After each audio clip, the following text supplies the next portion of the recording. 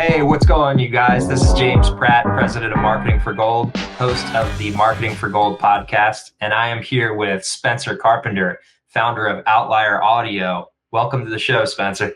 Hey, James. Thanks for having me on. I'm excited to dive into this.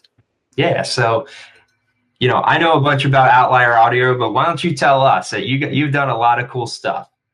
Yeah, so in the last 5 years since starting Outlier Audio, I've worked with over 300 entrepreneurs, thought leaders, investors, booking them on top-level podcasts like Motley Fool Money, BiggerPockets, Dropping Bombs with Brad Lea, The Subtle Art of Not Giving Enough with Mark Manson, Steve-O's Wild Ride, So Money with Farnoosh Torabi, just a wide variety. Yeah. You've been on everything. That's amazing. Nice. So I started this company back in 2020. It dawned on me that there's no talent representation services for the everyday entrepreneur. It's usually not worth it to have a whole comms team or a PR company on standby. But going on podcast is something that everybody can use. So I decided I would specialize in starting this podcast booking agency for investors, entrepreneurs, and thought leaders to support them in just that role of marketing and PR, just getting them on podcast. Yeah, for sure. So as a leader in the space, why would you say a podcast belongs in the modern go-to market toolkit? Yeah, well, I mean, podcasts have grown significantly over the last few years, as we've also watched the attention span of audiences shrink, but also where the bulk of their time is being spent. There are fewer people watching TV. There are fewer people paying attention to ads on websites. Billboards are definitely not super helpful unless you're sitting in traffic and you have nothing to look at except for that. And radio has died down. This medium is one that is the only one that's really growing, social media and podcast. But again, social media is something that's very saturated, where podcasts are great because people are volunteering to come listen. They're giving you the attention rather than disruptive marketing trying to grab the attention, keep the attention, and then convert the attention. In podcasts, the people are opting in, which is not, it's not a normal way of marketing. And it's not a normal way of really getting in front of people. That's really just come about in the last 10 years. So it's one of the most modern ways that you can be marketing right now. Yeah, it actually kind of made me think about trust and credibility as sort of something that it can help uniquely build, especially if you have an audience or you're going to an audience that really matches with your ICP. Yeah, so exactly. How would you say appearing on the right podcasts help a company or an individual thought leader build authority faster than like traditional paid or PR?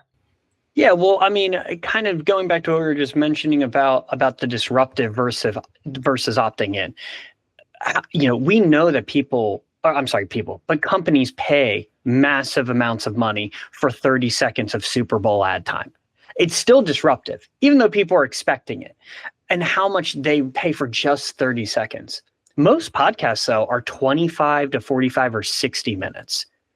Companies would not be able to afford to get that attention if they wanted to. And again, these are people opting into it. So obviously, we're not getting in front of the millions and millions like the Super Bowl. Sometimes you're only getting in front of 50 or 250 or 2,000. But it's for 25 to 45 or 60 minutes. And that whole time, you're building rapport. They're getting to know you. They're hearing your personality. They're hearing your backstory, why you got into the industry you're in, why you started the company, what problem you solve for them. And meanwhile, this isn't happening with you pitching them. It's a conversation with the host. The host is usually it's education based. So you're there to give education, which then allows the listener to really get to know you and absorb the information with their guard down. I don't know about you guys, but I could agree to go on a sales call for a product I want, but I know I'm being sold, and I don't like that. I don't like that feeling.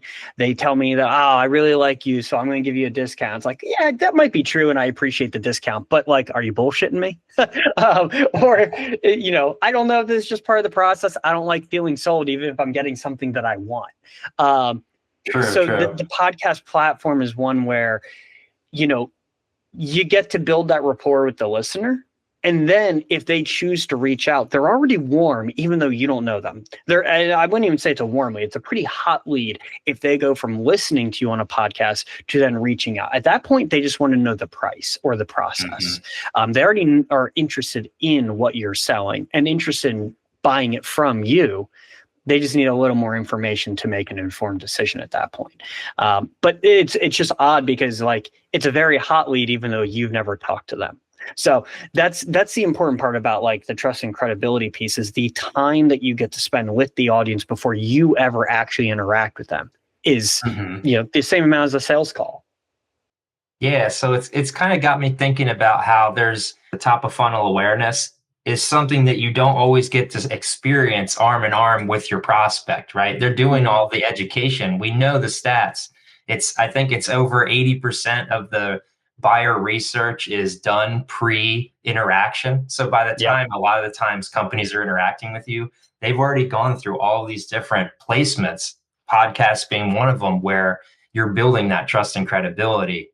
And, I know there's an elephant in the room when it comes to a lot of these top of funnel metrics. But I was kind of curious, what would you say to a president, owner, or CEO who wants to know what kind of results you would see in terms of leads or sales after investing in podcasting? Yeah, I always really like to, I'm very upfront with people that like, I can't always quantify what your ROI is going to be. One, just because it's different for every client. Everybody's selling something different.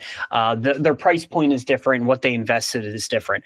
But I asked them to take a look at like what you're going to get automatically. So there is a chance you will get leads. You will get conversions. I had a CPA attorney that like on his 15th podcast had 4 high-level clients come in for an initial $80,000 in legal fees, just from the start, not including recurring. But it was after 15 podcasts that he got that. And obviously he would say that made sense to him. But even if he had stopped at 14, what he got was a relationship with the host who could be a potential client or referral source. He got content that he can now repurpose on all socials and marketing vehicles. That wasn't like holding cell phone up to your face, putting on your weird host voice and trying to convince people to, trying to convince them on social media for 60 seconds to, really go after one of your CTAs. It's also diversity in your SEO. That's one thing that I think a lot of people don't think about is like, if I'm looking for someone, you talked about 80% of the market research is done before contact. If I look the majority, I just know the majority. I can't quite, every year the stats change, but we know the majority of top of funnel research and all of that interest, awareness, consideration, all of that's happening before we actually meet any of these people. Yeah. Okay. Well, so majority.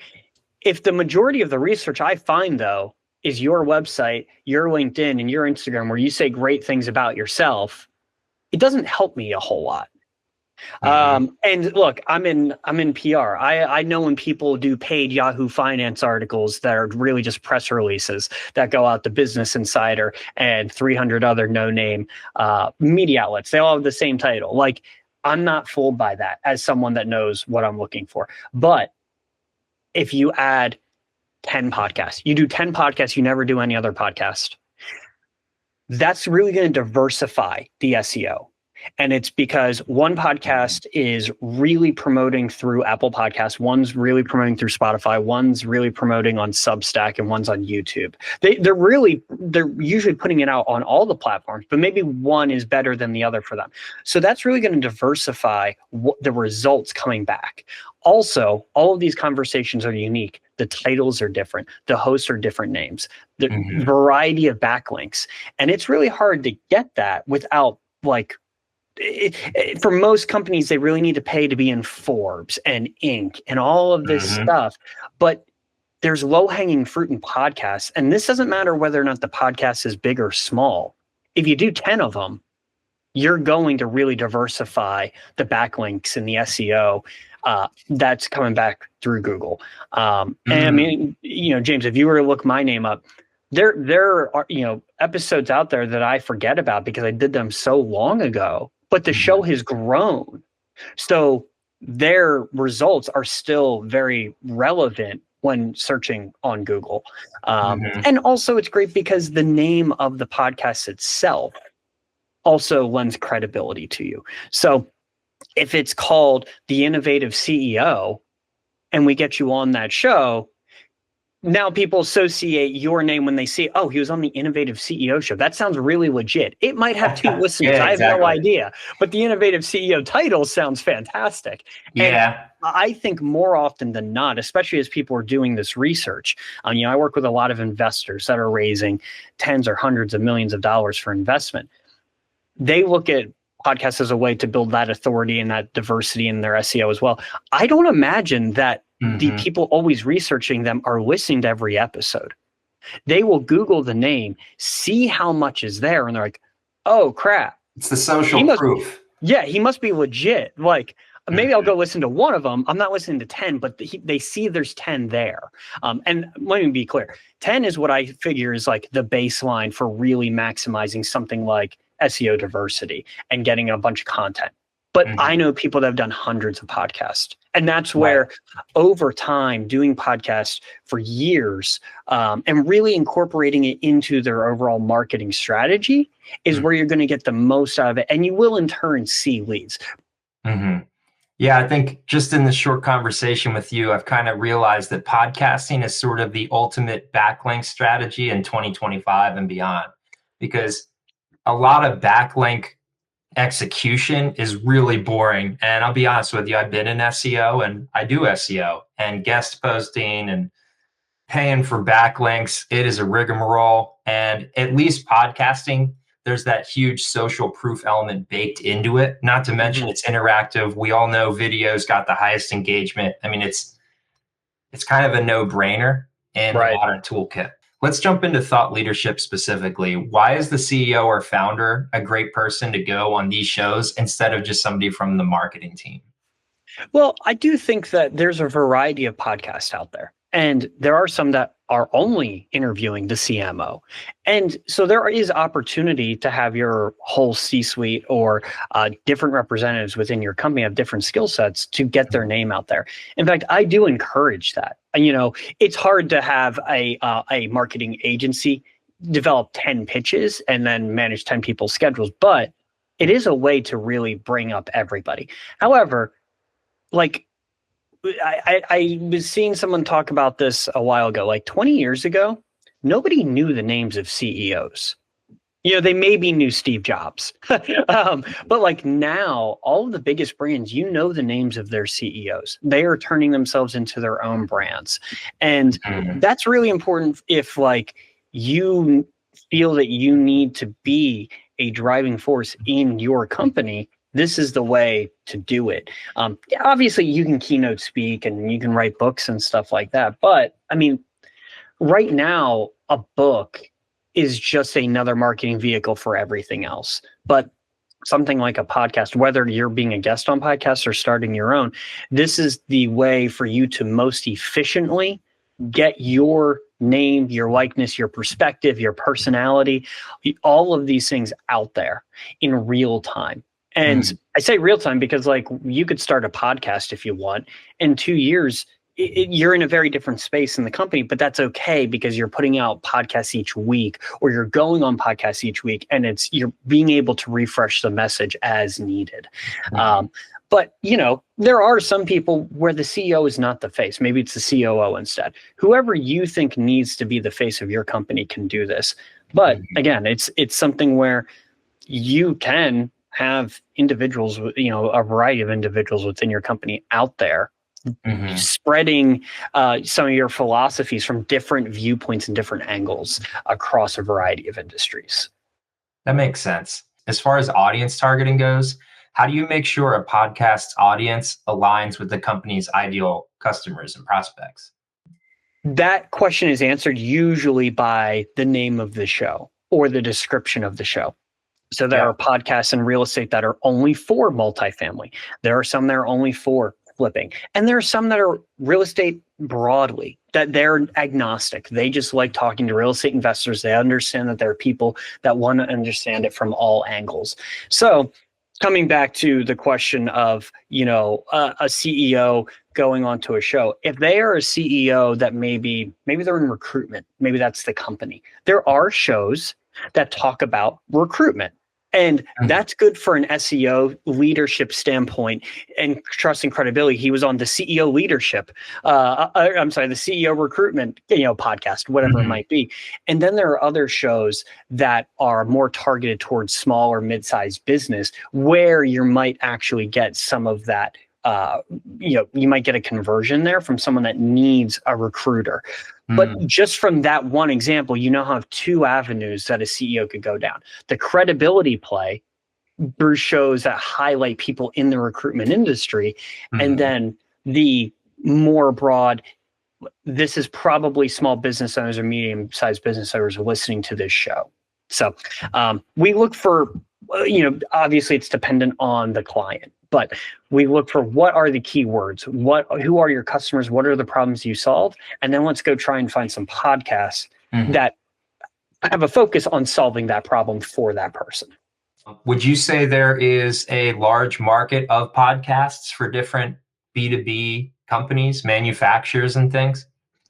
I would say in the business, entrepreneurship, education space, there's more podcasts focused on B2B or entrepreneurship education than there is B2C. So in the education space, a lot of it is inherently B2B. There is some B2C, but it's mostly B2B. Nice. So as far as the time investment goes, when it comes to investing in video podcasting, it sounds time consuming, but how much time does it really take, somebody on the leadership team to have to commit to try to, bank, let's say you said 10 episodes would be a good investment of trying to, see if they can move the needle with that type of social proof content? Yeah. I mean, if you think about 10 podcasts, each being 45 minutes, that should be the time you invest. So like if you work with someone like me, we get your pitch together, we then do the outreach, we get it scheduled. But at that point, like we give you the link and you could go and listen to the podcast in advance if you want, but you should just be able to show up and do your thing. Now, if you think of a single keynote speech or single in-person sales meeting, if you're gone for a day, you've now spent twice as much time as 10 podcasts would take you. That's true. So speaking of, wasting time and people making mistakes, which happens all the time if companies are trying new tactics and channels, what would you say are the biggest mistakes that companies make when they try to get into doing podcasting themselves? Either relying on AI or a VA or some other unqualified assistant to do research or outreach. It's not that they can't do it, it's that they're not going to be the most efficient. It's not their job. This is a whole career for just me. Additionally, not giving it the respect it deserves and investing in something like a mic. If you show up and you're using the microphone on your computer, you're going to sound like an asshole because it's going to not be clear. It's going to be echoey. And they're like, you're telling us you run a $50 million company and you couldn't buy a microphone? Get out of here. This is content that you want to be able to repurpose. You want people to find this and listen to you, and you want to present yourself the best way. So act like it. Get a microphone. There are a lot of times that part of the reason people don't understand to have the mic is because I do meetings all day using my it sounds amazing. Mic or my AirPods. Why do I need a mic for? They just don't think, they get in, they're busy. They show up right before the interview and they put their AirPods. AirPods can work, but it's not ideal. If you're going to make the investment in podcast, use a microphone. If you want to use just your normal mic for all other meetings, that's fine. But this is a marketing effort, so put your best foot forward. We already went over measuring success. We know podcasting is one of the highest forms of engagement, fastest way to build trust, fastest way to spread your thought leadership and whatever your niche is. Now let's talk about getting started. So if a CEO, president, or owner of a small company, well, in my case, we're looking for mid-size $2 to $35 million a year annual revenue. If they're trying to test podcasting, what's the first step that they should take? Is it talking to you? I mean, how do you get started with podcasting? Yeah, I mean, look, like I said, you can you can assign your assistant to go get you some podcasts if you want, or your marketing person, or if you have an in-house comms or something. I always tell people go make like a Podmatch profile just to try it out. You can, it's a place where hosts are connecting with guests, and you can make a profile and you can submit to shows, but you're only getting in front of the shows that are choosing to use a platform like Podmatch. Most shows are not. So if you want to really have someone that is dedicated to this without taking more resources from yourself, because that's what you're doing if you're dedicating an assistant marketing or comms person to it, it's pulling resources from them, time from them in an area that they're just not an expert in. And so they can get results, but it's not efficient and they might not be the best results. So, scheduling a call with someone like me is great just to see if it works. If you ultimately decide that you'd rather, try and build it in-house, that's fine. But again, it's just, at least on the front end, it's not going to be as efficient, or, you're not going to have as much expertise or even an understanding of who are the players in the market. I've worked with hundreds of entrepreneurs, and so I kind of know a variety of shows in a variety of industries. Nice. Yeah, so Spencer, it was awesome having you on the show. Look forward to learning more about your accomplishments with what you're doing in podcasting and beyond. And love to see you again on the show. Yeah, we'll definitely chat again soon. All right, see you later. Bye.